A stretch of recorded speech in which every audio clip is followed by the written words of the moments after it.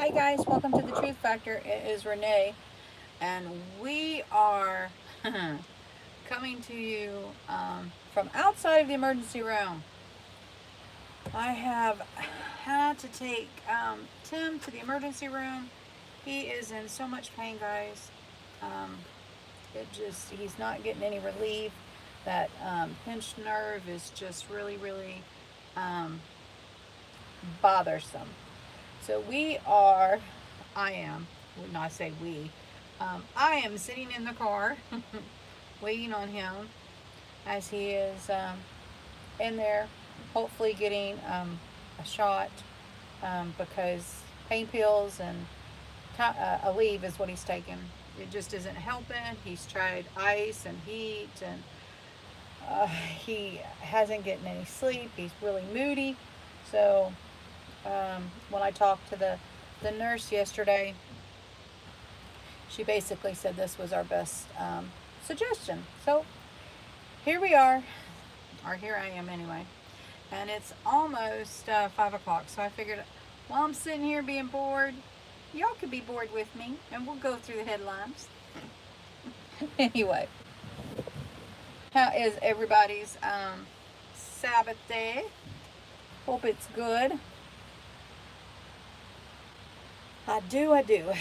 Okay, so let's get right into these headlines, guys, because we do got quite a few for Saturday. Not nothing spectacular, but just a little bit. Hi, how are you, Battery? So good to see you. Oh, excuse me. Alrighty.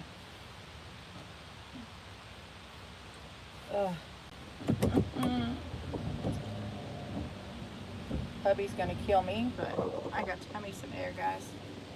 Anyways, you just got notification. Well, I just went live. You haven't missed anything. That is for sure. Hi, Team Angel. And there's my Brandy before coming in. Okay. Anyway, so hopefully this will help maybe make me not so bored sitting here waiting on him. Okay, guys.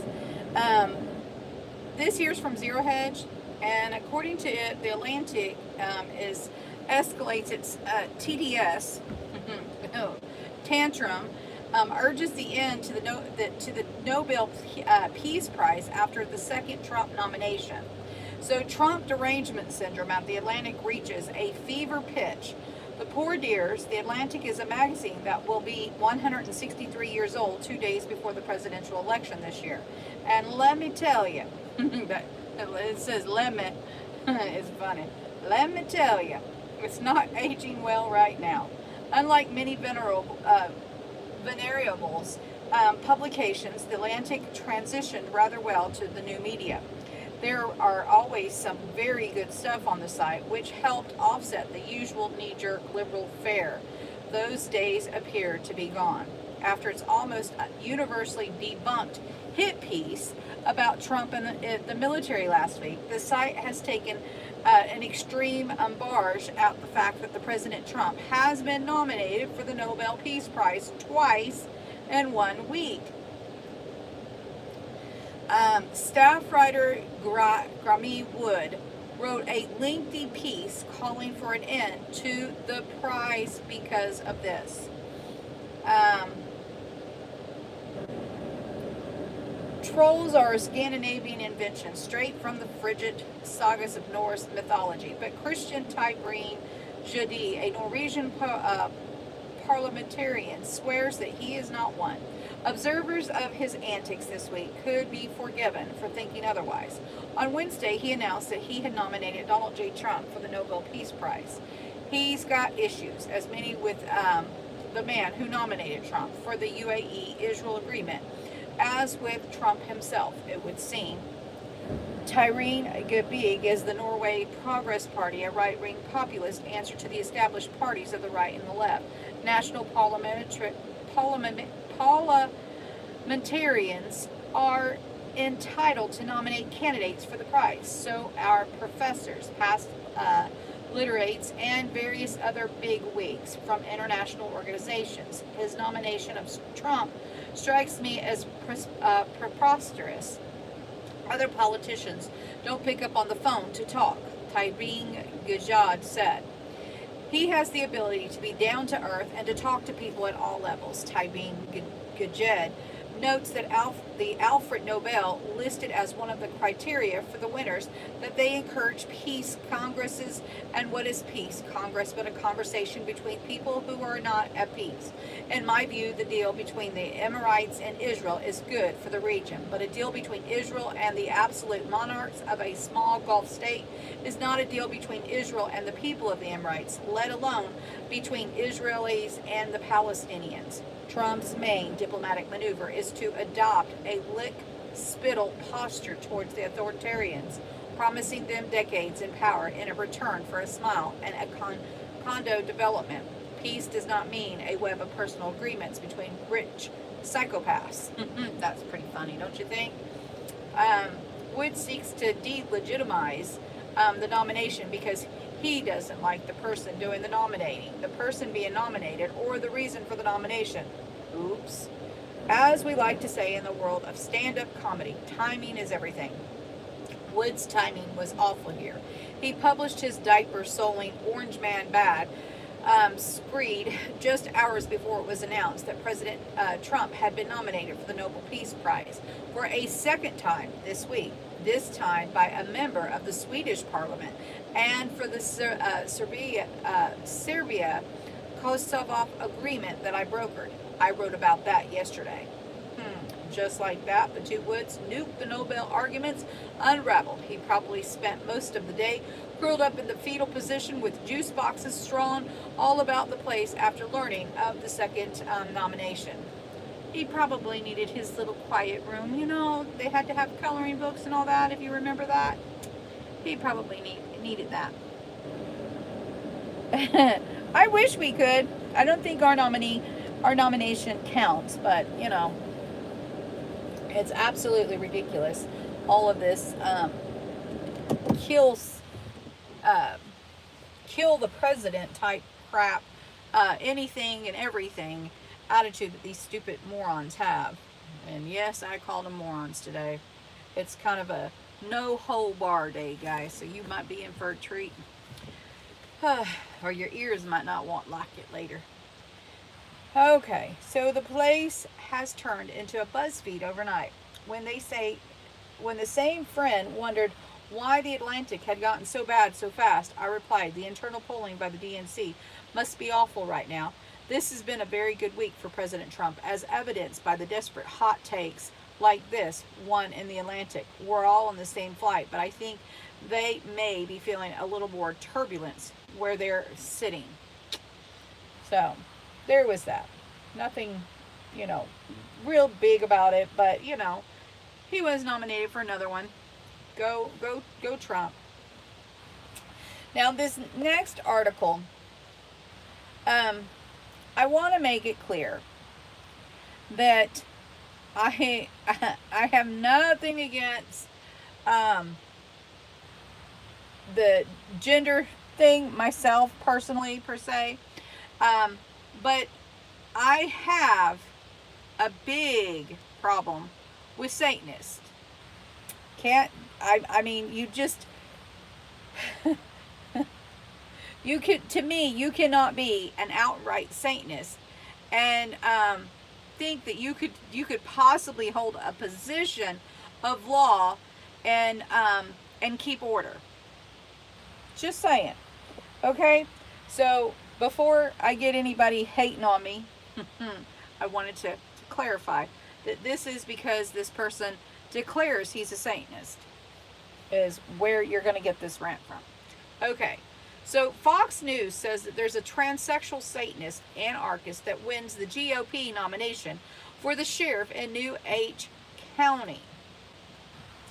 A self-described transsexual Satanist anarchist has won the Republican nomination for the sheriff's job in Cheshire County, NH. A victory, she says, proves the system is utterly and hopelessly broken. Aria Damizo, who ran the campaign slogan F the Police, and says she had expected to lose a write-in candidate, won the nomination for Cheshire County Sheriff on Tuesday. the victory was first reported in the inside source.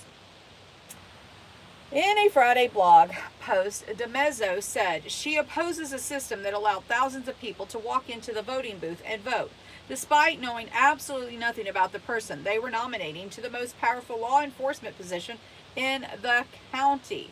And, you know, you can take a look at this lovely individual.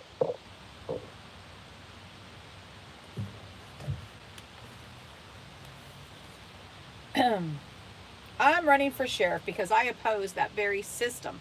And the sheriff has the most hands on the ability to Cheshire County to oppose that system, she said.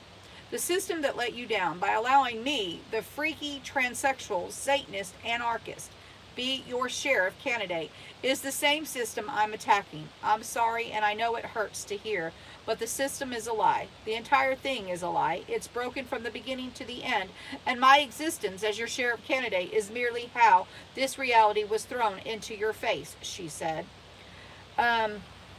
Inside Resources reports that she will now campaign against a popular incumbent, Democrat Ellie Rivera, who is seeking a fifth term. Marilyn Hudson, the chair of the Cheshire County GOP, congratulated DeMezio for the victory and told Inside Sources she did very well for the primary, and that was wonderful. However, Huston said DeMezio never showed up to the GOP meeting and events, despite being invited. According to the outlet, DeMezio comes from a group of libertarian activists that she produced candidates before DeMezio host an internet radio show where she is referred to as the she-male. DeMezio said in her blog post that her victory in the primary was an argument for anarchism because of how clueless the average voter is. She garnered 4,211 votes easily, beating a traditional candidate who received only a few hundred votes. Election results show. Sweet Satan, how can not be an anarchist, she wrote. Between 75 and 80% of the primary voters, the ones alleged to be more politically aware than the average voter, were completely and totally ignorant of who they were voting for. What is the percentage of the average voter? 90 to 95%? These people are deciding who gets to rule you, she said, before calling on Cheshire County to secede from both New Hampshire and the U.S. So she wants them to secede from the U.S. That's quite a feat for someone, you know. And like I said, the mere fact that we would vote 75 to 80% of the people for she got 4,000 votes, a Satanist. I mean, give me a break. Do we not have good, honest people out there anymore? Is there anyone out there that is good anymore? I mean, give me a break, people. Can we not find someone better than a Satanist to run for an office such as the sheriff? Someone that opposes the very existence of it? That we're in such a spiral, out of control society, and this here is just proof and evidence of that. Absolutely ridiculous. I mean, wake up, people. Quit giving our system over to these crazy individuals that want to destroy it. My goodness sakes. Does our Constitution absolutely positively mean nothing? Does it mean nothing to you? Are we ready to live like everybody else in the world and make this a communistic country? Because that's what we're aiming for. I mean, can we not pull our heads out of our asses for a moment? Excuse my language, peoples, but I am just damn right tired of seeing this lawlessness bunch succeed.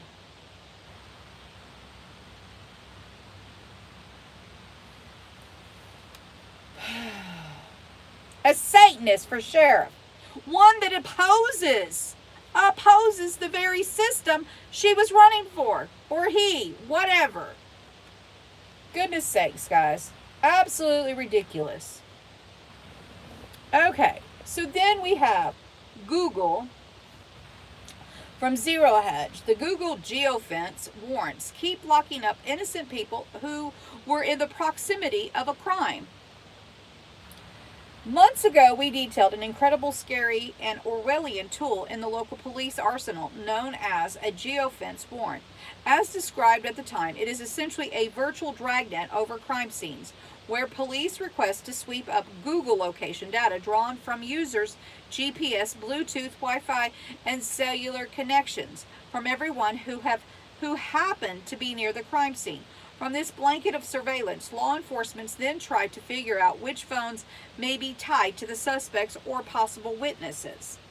Already, this type of blanket surveillance warrant, which works as a kind of a guilty by proximity at the time of occurred, has been used by the police to arrest what turned out to be innocent bystanders who were suddenly surprised to find themselves prime suspects. It perhaps has been used only a dozen of times in some states, but will likely only increase alongside similar pre-crime algorithm technologies. And one instance earlier this year, a Gainesville, Florida man was caught up in a legal nightmare because he merely rode his bike unbeknownst to him near a home burglary at around the same time it had happened.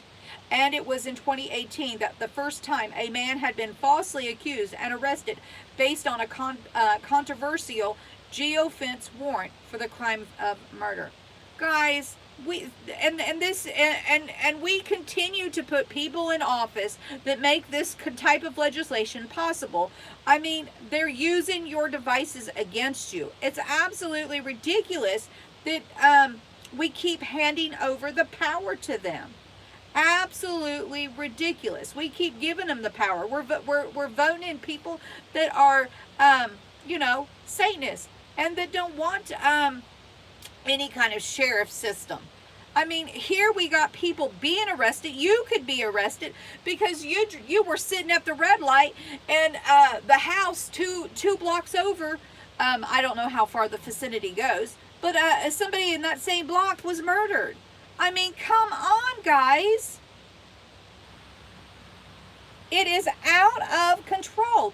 We cannot allow these tyrants to continue to use BS stuff like this. This is how more and more people are being accused wrongfully. We're filling up the jails with innocent people while the guilty are running free. Give me a break, guys. It is absolutely ridiculous.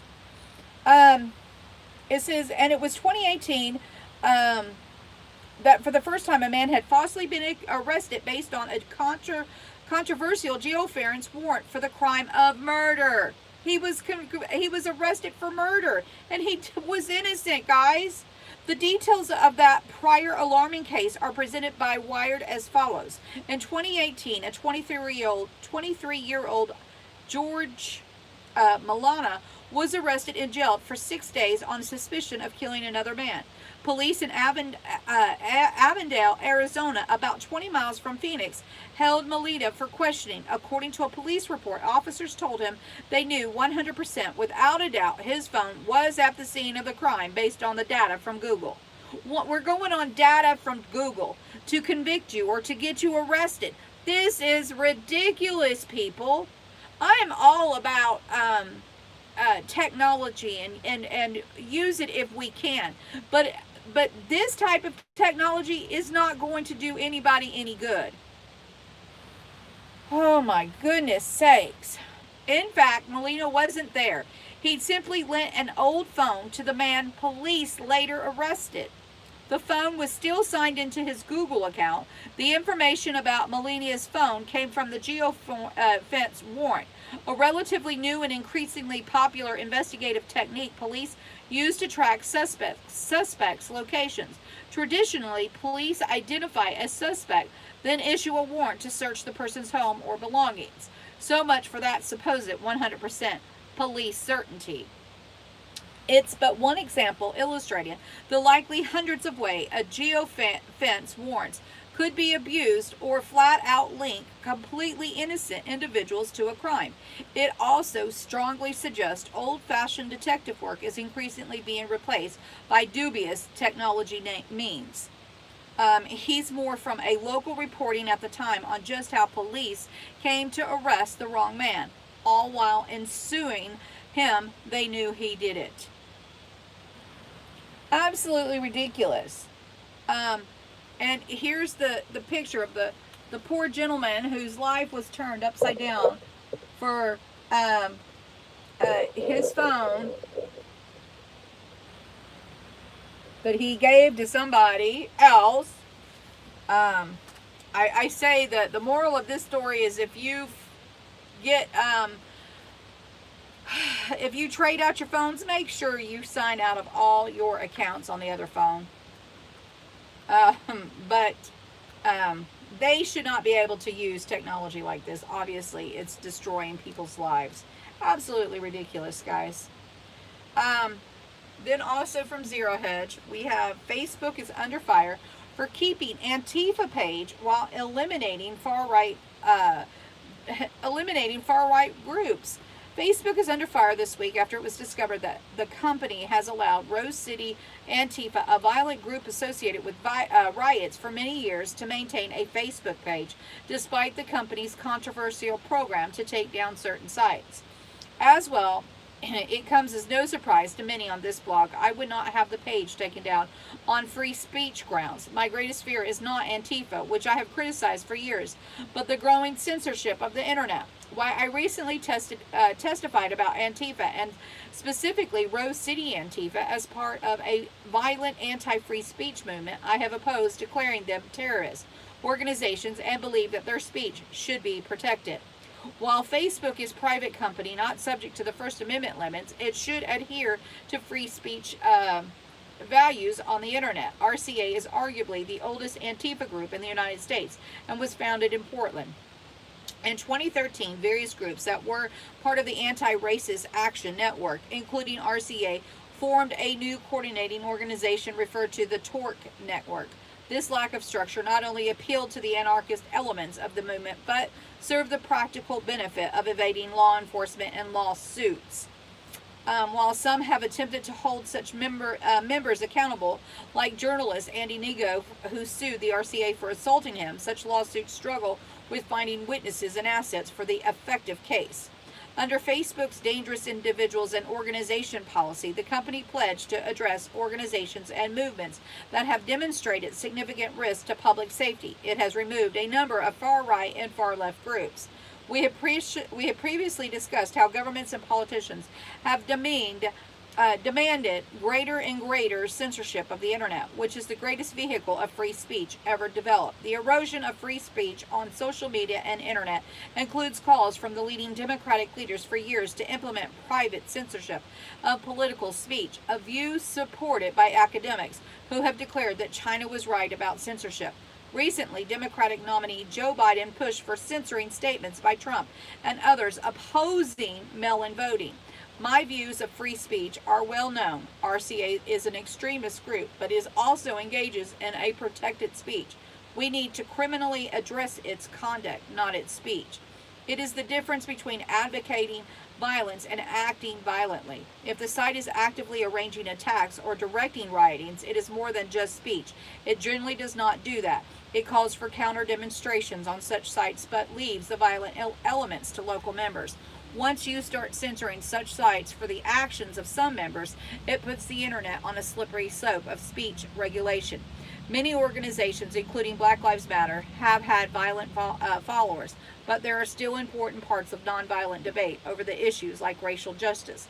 However, there is another reason why these pages should not be censored. It is far better to have such groups operating openly where they can be monitored. We saw in Germany that suppressing neo-Nazis just forced them underground while doing little to deter their expansion. It is far better law enforcement and others to have these groups more visible. On Facebook, these groups can be challenged and their extreme views exposed.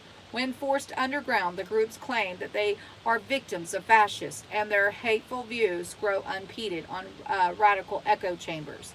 I don't know about you guys. I don't know that I support any group that is out there promoting violence of any sort. I know that we all have free speech, and we should be able to say what we want.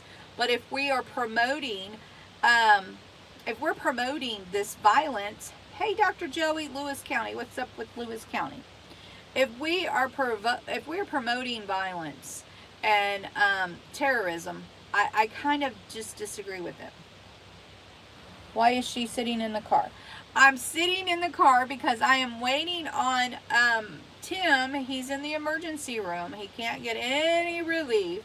And he is here because his back is just killing him. And it's either bring him here or or put him out to pasture. Kick him out of the house because he is in so much pain. I feel so bad for him, guys. I mean, I truly feel bad for my hubby. He is in too much pain. Absolutely too much pain. And so I brought him here. Hopefully they'll give him a shot and he'll be able to sleep. Too much white on the screen? Oh my goodness. It is probably from, let's see. The only thing, it's the sunlight, guys, I think. I don't know. I don't think I can fix it. Let me see. Let's see if I don't know that that's going to help or not. Yeah, see? That doesn't help, guys.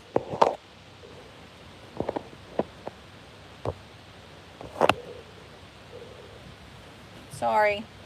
It's the sun. And it's not really all that sunny here.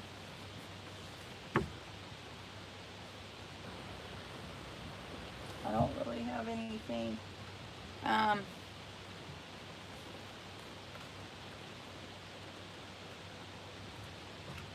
trying to see if I can block out some of the sun for y'all. Yeah, it's the lighting, guys. I'm sorry. I can't do anything about it.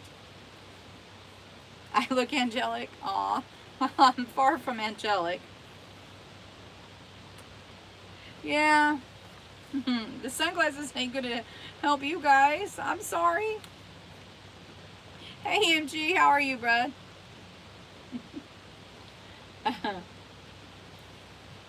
Anyway, I think if you're gonna start, censoring people, then, it's wrong. Because everybody does have the right to free speech. But if we're promoting violence, that's a different story.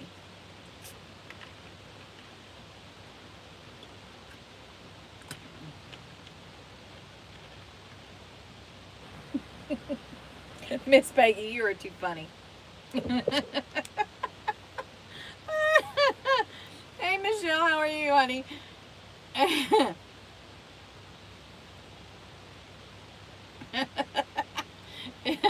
Anyway, I'm not for censorship at all, but I just don't want people,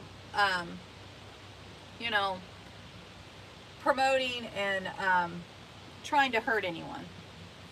I think that's when you have to, maybe put them in a corner. I don't know. There's I guess should be laws or something. I don't know, guides. But I guess censorship is censorship. So you have to look at it. You don't want any censorship on your Second Amendment. You don't want them to give you an A and B. So I guess on the First Amendment, we have to look at it. It's the right to say whatever they want. It's just if we choose to stoop to their levels. So I guess we have to take the good with the bad on that. Okay, so then we have from Zero Hedge, these rich white kids are arrested for rioting. Here's a look at their violent revolutionary strategy. When you hear about Black Lives Matter protests taking place in New York City, you might expect those taking lead roles to be black people. It appears this isn't necessarily the case, and some of the worst damage and the most violent ideologies are instead the product of privileged white kids who are rampaging in the streets. Meet Clara Kreber, who was arrested for felony rioting and misdemeanor possession of graffiti instruments after being identified as one of the people causing more than $100,000 worth of damage during an early September window smashing spree. And here are our guilty parties. Hopefully y'all can see that. And here she is with her goat. I don't know if it's her goat or not, but Kraber, age 20, a history major at Rice University in Houston, Texas. She's a daughter of an architect and a child psychologist, and comes from a family so wealthy that they own $1.8 million co-op with the river views on the Upper East Side in Manhattan, as well as a country home built in the 1730s exclusively Litchfield County, Connecticut. Kraber's mother, Virginia Kindred, runs a Kindred Arc Works, a Manhattan architect firm that has designed spaces for Columbia Universities and NYU, and worked on numerous schools and business space throughout the city. Her father is Marcus Kraber, an Upper East Side child and adolescent psychiatrist who teaches at the Columbia University Department of Psychiatry. She seems to be a prime example of a person who drank the Kool-Aid of the kind of misguided indoctrination many young people are facing right now. What the police found in her belongings. When Kraber was arrested, police found dozens of handwritten pages of plans to redistribute wealth in what she called a revolutionary strategy that appears to have been inspired by Soviet dictator Joseph Stalin, whose totalitarian government has been widely condemned for overseeing mass repressions, ethnic cleansing, deportations, hundreds of thousands of executions, and famines that killed millions. A communist revolutionary, Leon Trotsky, from New York Post report. Here are some of the writings found in the handwritten manifesto. We're not going to read it, but you can see the type of people that are getting in trouble, you know, and how you know, all these people that talk about, you know, redistributing the wealth, you know, like oh goodness sakes, Bernie Sanders, I couldn't think of his name, like, oh, Bernie Sanders. He talked about redistributing the wealth. Well, I want to say every single solitary one of those people need to put their money where their mouth is. They need to fork over every dollar they have and start taking care of all those out there that they so profess, you know, are underprivileged. Let them turn over their wealth. Let them turn over their houses to these individuals. Yeah, so let's start with redistribution in their own out of their own pockets, and let's see. Because I know a couple $1 million, a couple $1 billion for some of those that are billionaires that are doing all this, millionaires. That would help a whole lot of people, would it not? Where are we going, Renee? I'm not going anywhere. I'm sitting out here at the hospital waiting on my husband, Drain. And for people that are just joining, that's why I'm sitting in the car. That's why we're doing a live from here. Hubby is in the emergency room. His back is